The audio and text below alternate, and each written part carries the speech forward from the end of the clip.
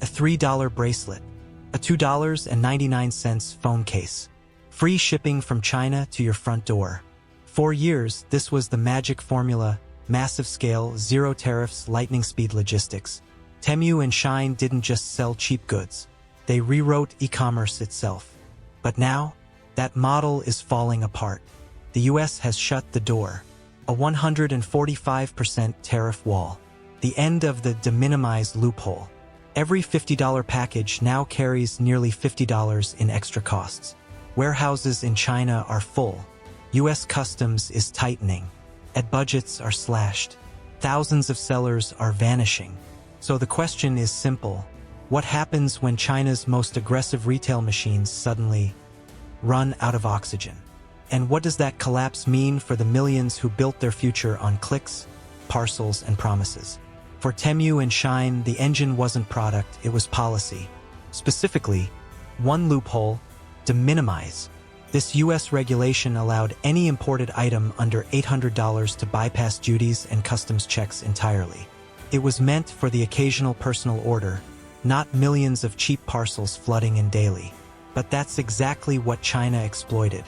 By 2023, Temu and Shein accounted for over 60% of all duty-free small packages entering the US, according to US Customs. Nearly 1 in 10 Chinese exports to America came in as a low-value, tariff-free item. It was a gold rush, direct-to-consumer shipping at scale, priced to kill. But then the rules changed. In early 2025, under bipartisan pressure, the US closed the loophole.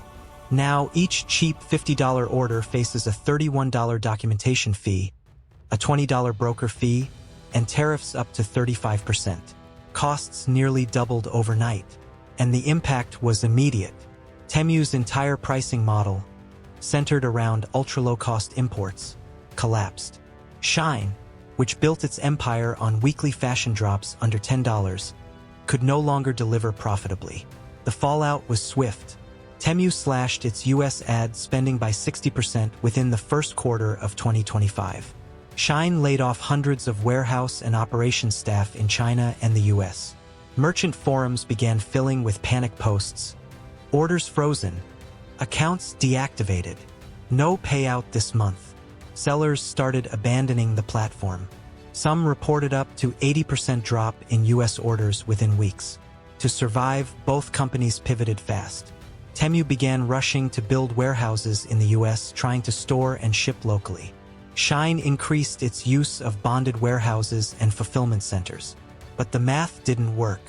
According to Citibank estimates, Temu's US warehouse project covers less than 10% of its active SKUs. The rest still rely on cross-border shipping. Even when warehousing is successful, costs explode.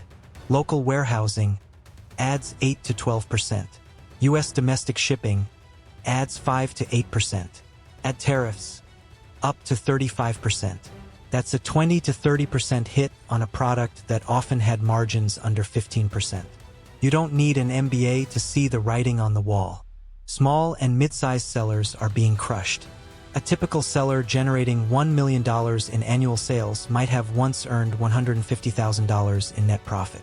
Now, with post-tariff costs factored in, that figure drops to under $50,000, and that's assuming volume stays stable. For most, it doesn't. Worse, the US isn't stopping at tariffs. Proposed legislation will soon require foreign sellers to register US business entities, post tax bonds, and disclose supply chain origins. It's not just about cost anymore, it's about compliance, exposure, and legal risk. Temu and Shein built empires on a regulatory glitch. But the glitch is gone. Now, the question isn't how they grow. It's how much of their system survives. Temu and Shein didn't just rely on loopholes. They relied on velocity. Their business model wasn't traditional e-commerce. It was algorithmic export, combining real-time trend tracking, Chinese factory speed, and ultra-cheap logistics to move millions of SKUs directly to American consumers. Inventory, minimal. Margins, tight. But the scale, massive. And that's exactly the problem. Once shipping slows, even slightly, the entire machine jams. And tariffs didn't just raise costs. They broke time. Under the de minimis model, Temu could ship from a Shenzhen warehouse to a home in Ohio in under 10 days, duty-free. Now, delays at customs, compliance paperwork, additional handling. Each layer adds days, dollars, and uncertainty. For consumers spoiled on fast, cheap delivery, patience isn't part of the deal. And it shows. Temu's App Store rating slipped from 4.8 to 3.9 in Q1 2025. Complaints soared. Late orders, wrong items, disappearing refunds. Shein's US site traffic dropped 27% year-over-year in March, even before peak season. Amazon, Target, and Walmart quietly regained share in the low-cost clothing segment. Why? Reliability. Meanwhile, inside China, sellers are panicking. A report from the China Cross-Border E-Commerce Association shows that over 500,000 merchants across platforms were directly affected by the 2025 tariff shock. Many had no U.S. warehouse fallback. Most lacked legal entities to operate outside of marketplaces like Temu or AliExpress. When traffic fell, their income vanished. At least 600,000 jobs tied to cross-border e-com are now at risk. Everything from factory line pickers to digital marketers to warehouse loaders. And unlike traditional manufacturing, these jobs are platform dependent. No orders equals no work. Even worse, many merchants had taken out personal loans to scale inventory, buy ads, or upgrade fulfillment tools during Temu's growth boom. Now, with no cash flow and evaporating buyer demand, they're facing insolvency. The ripple effect is spreading beyond commerce. TikTok affiliate sellers, once raking in passive income by promoting Shein hauls, are seeing revenue collapse. Influencers who built careers on $100 Temu unboxings are pivoting or quitting entirely. Logistics providers from Shenzhen to Chengdu report excess capacity, idle trucks, and frozen contracts. The boomtowns of China's e-commerce revolution, once buzzing with parcel sorters and delivery bikes, are slowing to a crawl. And the government is caught off guard. In February, China's Ministry of Commerce launched a campaign to enhance high-quality development of cross-border trade. But it's lipstick on a ruptured artery. The policies assume global demand. That assumption no longer holds. Temu and Shein didn't just push Chinese exports. They defined a new form of soft power, low-cost cultural saturation. Now that strategy is unraveling. This isn't a correction. It's a systemic rupture. A retail empire built on speed, margin, and one very fragile rule has collided with geopolitics. And geopolitics is winning. Temu and Shein were never just apps. They were entire ecosystems. Behind every $3 phone case and $5 blouse was a vast network of manufacturers, logistics hubs, warehouse operators, software vendors, freelance marketers, and microbrands, most of them in China, all of them dependent on volume. And now that volume has collapsed. According to the China Cross-Border E-Commerce Association, over 500,000 Chinese merchants were active on platforms like Temu, Shein, and AliExpress by the end of 2024. Most were small teams, many were individuals. But collectively, they supported an estimated 2 million jobs, either directly or through subcontracted services. Packing, quality control, ad buying, and product photography. By mid-2025, that ecosystem is unraveling. In Shenzhen's Baoan district, known as Parcel Alley, warehouse leases are being abandoned. The freight company Shangbang Express closed its cross-border parcel division in May. In Yiwu, a plastic gadget supplier named U-Choice Gifts posted a notice. All U.S. orders canceled. Operations paused indefinitely. On TikTok, former top-rated Temu sellers are now live-streaming how to liquidate their unsold inventory at 70% off. One seller, Mr. Su, spoke anonymously to a Chinese business podcast. His team handled 5 SKUs in kitchenware, averaging 12,000 orders a month. After the tariff hike and a minimized closure, their orders dropped to under 800/month. Shipping costs doubled. Tariffs added 30%. Advertising ROI fell off a cliff, he said. We were still working, but every package shipped lost money. His company shut down in April. 8 employees laid off. Inventory unsold. Advertising debts outstanding. And that's not an outlier. That's the baseline. According to a May report by Caixin Global, over 40% of cross-border e-commerce sellers on Temu and Shein are now non-active or non-compliant with new platform rules. The platforms themselves are cutting support. Shein has closed 3 regional seller offices, and Temu has reduced onboarding incentives by 80%. Their logistics partners, once scaling frantically, are now downsizing. This isn't just economic, it's architectural. Temu's model depended on a tight vertical loop. Suppliers shipped directly to consumers with minimal warehousing and maximum velocity. But when tariffs disrupted that loop, everything upstream jammed. Factories designed for bulk batching now face small, unpredictable orders. Packaging suppliers who specialized in US-compliant labeling are sitting on months of unused stock. Courier firms that invested in high-speed air-to-door routes from Shenzhen to LAX are now watching load factors drop below 40%. One logistics CEO told Bloomberg, "Temu was the oxygen. No oxygen, no movement. Even advertising is taking a hit." Temu's 2023 marketing spend, estimated at $1.50 to $2 billion, funneled into Meta, Google, TikTok, and YouTube, has been slashed. Those ad dollars fueled agencies, content creators, media buyers. Now, entire ad teams are being dissolved. A Chengdu-based firm that handled Shein's influencer outreach just cut half its staff. A Guangzhou creative agency that worked on Temu's US holiday campaigns has shifted to domestic pet food clients. Just to stay alive, their founder said. The financial chain reaction is also real. Banks in Zhejiang, Fujian, and Guangdong are reporting a spike in microloan defaults from e-commerce-linked borrowers. Many sellers took on credit in 2023 to expand SKUs, run ad campaigns, or lease warehouse space, betting on continued US growth. Now, with sales decimated and payout delays stacking, they're unable to service that debt. One bank officer described it as the silent shadow crisis. No single default big enough to make headlines, but tens of thousands of tiny implosions piling up under the surface. Even local governments are noticing. Yiwu's Municipal Commerce Bureau recently paused its SME cross-border trade subsidy program, citing unexpected market volatility. Shenzhen has halted warehouse infrastructure grants pending review. The digital trade miracle that local officials once paraded as post-COVID recovery is now viewed as a cautionary tale. And all of it traces back to 2 apps, 2 logos, 2 platforms that scaled too fast, relied too much on a single loophole, and ran straight into a geopolitical wall. Temu and Shein sold globalization at $2.99 with free shipping. But they didn't build stability.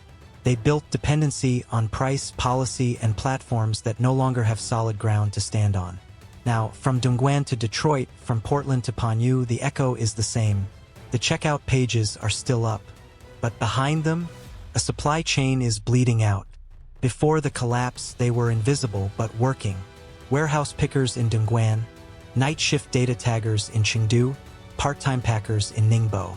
College grads running ad accounts from their dorms. Live streamers selling $3 beauty tools to midnight US viewers. They were the blood flow beneath Temu and Shein.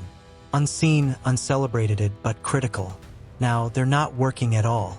According to internal figures from the China Cross-Border E-Commerce Association, at least 600,000 workers tied directly to Temu, Shein, and similar platforms are either unemployed or underemployed as of May 2025. The number is likely higher.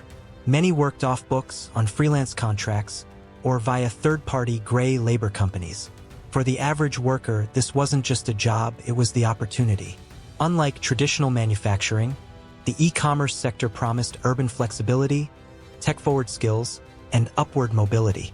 It gave thousands of second-tier city youth a way to join the export economy without leaving home. It gave factory floor laborers in their 30s and 40s a shot at reskilling. And now, they're staring at dorm walls, or packing to return to hometowns they once hoped to leave forever. Take Lu Min, 26, a live stream content moderator for a Temu vendor in Hangzhou. She was laid off in April. Her company cited logistics volatility and unstable demand. She now freelances editing Douyin videos for a wedding boutique, $50 a week, no contracts. Or Deng Hao, 34, who managed a Shein supplier's outbound warehouse team in Guangzhou. In March, they processed 20,000 items daily. By May, it was under 2,000. He received a 1-month severance and an apology. "You worked hard, but orders have dried up. Deng's wife just gave birth. His mortgage is due next week." The jobs disappearing aren't just numbers, they're ladders. And for many, there's no next rung. In Shanghai, Guangdong, a major toy manufacturing hub, subcontractors are suspending hiring. "Too much risk," says a recruiter. "If platforms fall, we fall. Safer to wait." In Shenzhen's Nanshan district, 2 major parcel forwarding companies have stopped night shifts entirely. Idle sorting belts, empty vending machines. It's not just low-wage labor. The collapse is hitting white-collar workers, 2 platform operations staff, TikTok campaign managers, Shopify site builders, and product developers. One 29-year-old digital marketer in Nanjing, who used to run $20,000 per month Google ad campaigns for Temu sellers, now delivers food part-time and consults on Taobao SEO forums. Even college grads aren't spared. In 2023, cross-border e-commerce was one of the fastest-growing graduate job sectors in China. Now it's a dead zone. A recent survey by Zhaopin.com showed that application volume for e-com-related jobs dropped 58% year-over-year. Why? There are no postings. The platforms aren't hiring. The vendors are leaving. The ecosystem is folding in on itself. And beneath it all, rising anxiety. A Tsinghua University study released in May found that depression and anxiety symptoms among urban e-commerce workers have jumped 120% since early 2024. Primary stressors, job insecurity, debt, and loss of future confidence. The cultural fallout is just beginning. On Chinese social media, hashtags like #ecomexodus and #TemuCollapse are being filtered or restricted, but stories still leak. A once viral influencer posted that she was switching from Temu hauls to farming content. "No more brands want promotion. I'm learning how to grow tomatoes instead." In village WeChat groups, a new trend is re-emerging: return plans. Former migrant workers in Wenzhou, Yiwu, and Chengdu are coordinating trips home, planning for fallback careers, raising chickens, driving Didi, or applying for local government-run res-killing programs. But those programs are overwhelmed. The Ministry of Human Resources reports a backlog in vocational retraining slots. One job center in Jiangxi was receiving over 300 applications a day for 20 openings. Many of the applicants were laid-off e-commerce workers from coastal cities, now returning inland. And then there's the silence. The Chinese government has not publicly acknowledged the scale of the layoffs. State media continues to highlight high-quality development and resilient new consumption channels. But the workers know the truth. They lived it. They built the machine that sold China to the world, one discount at a time. They worked the midnight shifts, filled the shipping crates, coded the algorithms, ran the campaigns, took the risks. Now the machine is off, and no one is telling them how or if it ever turns back on. Temu and Shein were never just platforms. They were pipelines, connecting China's lowest-cost factories directly to the front doors of American homes. What fell apart in 2025 wasn't just a business model. It was a global retail shortcut. And now the world is feeling the gap. Take the US first. In 2023 and 2024, Shein and Temu made up over 30% of fast fashion and discount household imports into the United States, according to US Customs and Border Protection. At their peak, they were processing over 600,000 parcels per day, exploiting the de minimis rule to bypass inspections and duties. But when that door slammed shut, via a 145% general tariff and new enforcement on small-value shipments, retailers and consumers alike scrambled. Dollar stores began reporting shortfalls in inventory. Independent resellers on platforms like eBay and TikTok Shop saw sourcing costs surge. Warehouse operations that were built to receive daily mini parcels from China now sit partially idle. Prices, too, are shifting. The $3 iPhone case is now $5.99. That $9.99 pair of leggings? Gone. Retail analysts say it's not inflation. It's normalization. These prices were never real. They were artificial products of tax loopholes, industrial subsidies, and labor cost arbitrage. Without those, China's e-commerce machine doesn't look magical. It looks expensive. Nowhere is that shift clearer than in the online advertising world. Temu was once a top 10 advertiser on Meta and Google, responsible for 2 to 4% of total ad revenue on those platforms. According to Citibank, the collapse of that spend, over $1.5 billion in annual marketing, has forced digital ad platforms to pivot. Influencers who built entire audiences around Temu hauls are seeing their earnings evaporate. Google's retail keyword auction volume dropped in Q1 2025 for the first time in 5 years. YouTube creators tied to Shein sponsorships are pivoting to domestic brands or quitting. But the most destabilizing effect is in supply chains. Temu's exit left a hole in freight. Thousands of small-scale air parcels once flew daily out of Shenzhen, Dongguan, and Yiwu. Those routes are now underbooked or canceled. Third-party logistics providers, 3PLs, are shedding staff. Meanwhile, countries that hope to benefit from China's decline, like Vietnam, Thailand, and Mexico, aren't seeing a seamless transition. Why? Because Temu and Shein weren't sourcing from these places. Their entire backend was Chinese. Vietnam's freight to the US did rise in early 2025, but only 12%, not enough to fill the vacuum. Indian suppliers are facing delays due to customs complexity and limited port capacity. Even US warehousing isn't ready.